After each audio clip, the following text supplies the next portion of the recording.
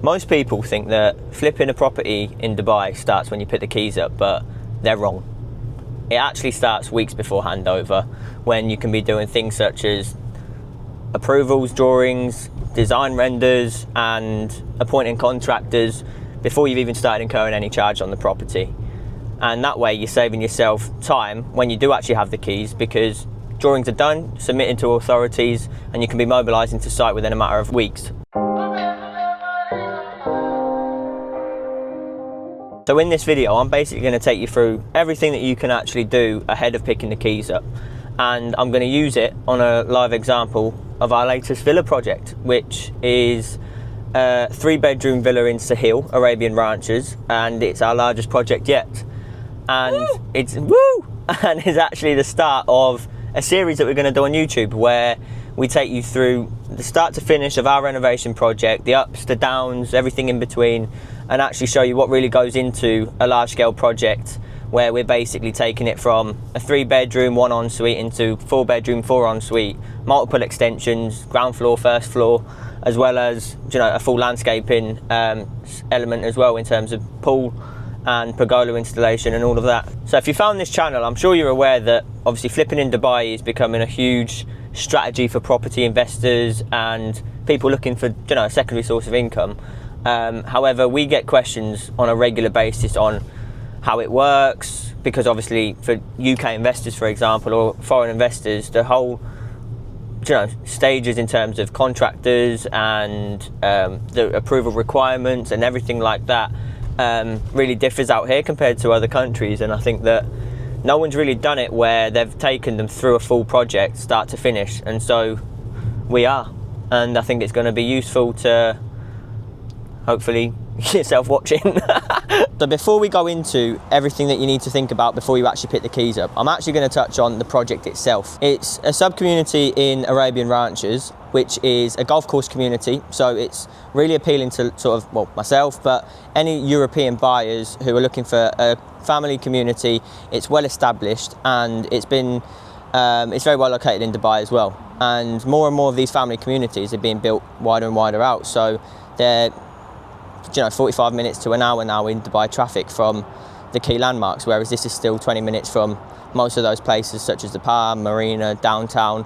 And so families who don't want to be doing all of this travel are now looking to locate to these places. But the big but is that they want somewhere to move in and turn up with a toothbrush, whereas these are now sort of 15, 20 years old, where they're basically just really dated now, and they need proper renovations to make them turnkey, and that's exactly where we come in. So we picked the community itself because in Arabian Ranches there's multiple different villa sub-communities. Sahil is actually the entry-level one, so if you're not buying in Sahil and it's the top end of your budget, you're not buying in Ranches. And that's what we pinpointed as quite a good opportunity, because the competition then is not actually within the community, it's in other communities which are not as good, because they've not got golf courses, they're probably not gated, and this offers all of that. The property itself that we've got is a 3-bedroom. Again, it's in Sahil they have 3 beds and 5 beds as standard. We've actually got a 3-bedroom 1 ensuite, and we're taking it into a 4-bedroom 4 ensuite. It's a Type 7, and we've actually renovated a Type 7, or we're in the process of renovating a Type 7 already as part of our project management services. Get the plug. But we are now acquiring one for our own investment project, because we see the value in it and we know exactly what we can turn this into, because we've basically done it already. That's the one there. And the reason why we're not actually in it, and why we're walking the streets of Sahil and doing this video, is because we've still not got the keys. And that is exactly why we've got this video, because we pick the keys up next week. However, the amount of pre-planning that we've already done before picking them up means that as soon as we transfer, we're able to basically submit to the EMA straight away and go and get the approvals for us to mobilise to site. Whereas the mistake that a lot of people will make is waiting until they have the keys and then initiating the full design process, appointing a contractor, and so on and so forth. So what I'm going to go into right now is exactly what you should be doing whilst you're waiting for that property to transfer. Now, if you're a mortgage buyer and you've got a mortgage seller, it's going to take a bit more time, so you've got a bit more time before you're not incurring any costs on that particular property, but you should use that time wisely. So number one is basically the approvals process, and what's key is that you understand before you've even probably picked the actual property up or signed the Form F to buy it, exactly what the approvals process entails, because what you can do in one community you might not be able to do in another, and so that really matters when it comes to actually planning the renovation. Arabian Ranches, you've basically got EMA and you've got DDA. Because we're doing extension works and excavation in the garden for the pool, we're going to need the By Development Authority approval as well for those sort of structural changes and whatnot. But you don't need that to mobilise to site, and you've done a full video on, or Brooke has done a full video on the approvals process up here.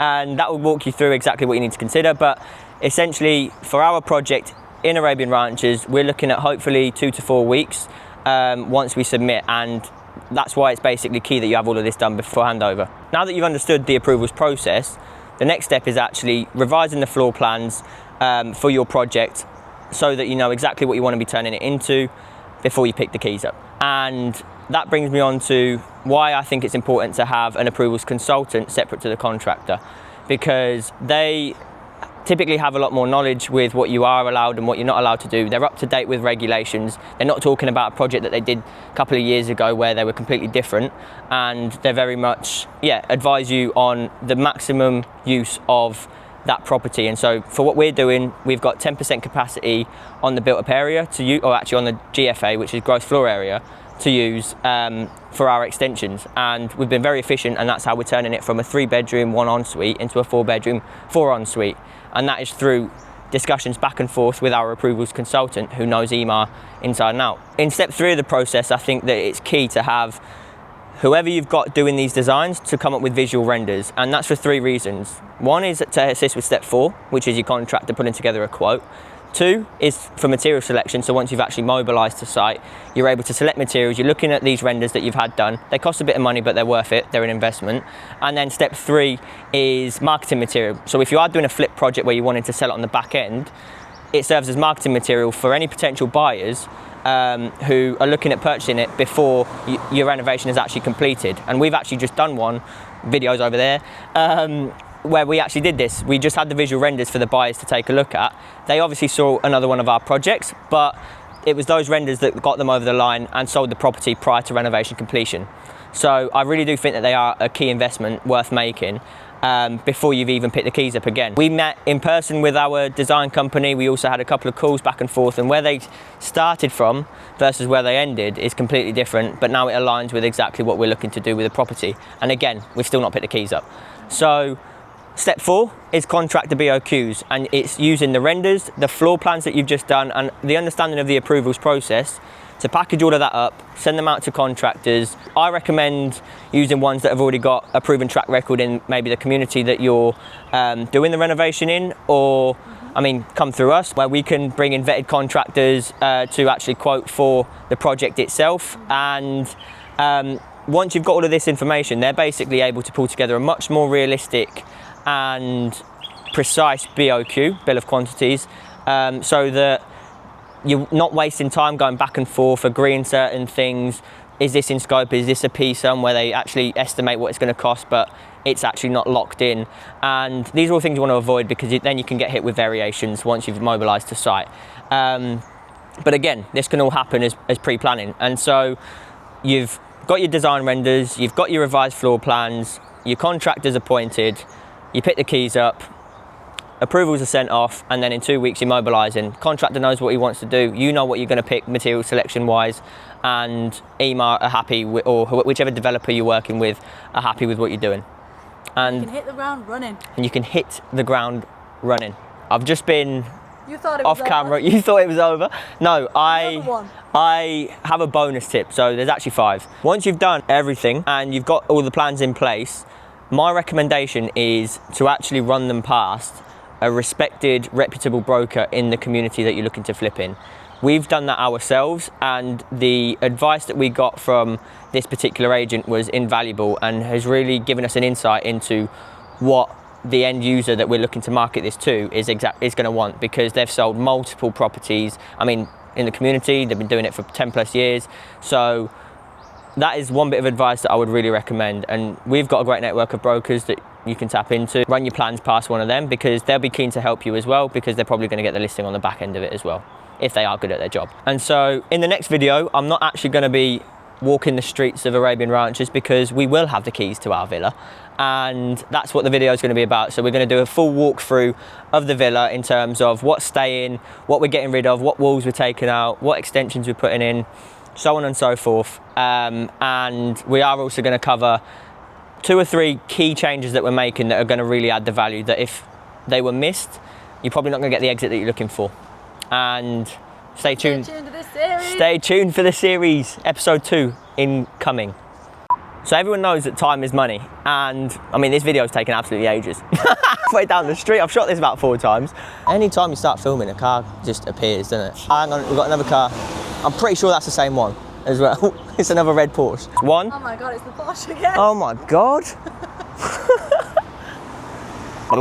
Another golden nugget. That was a banging cereal.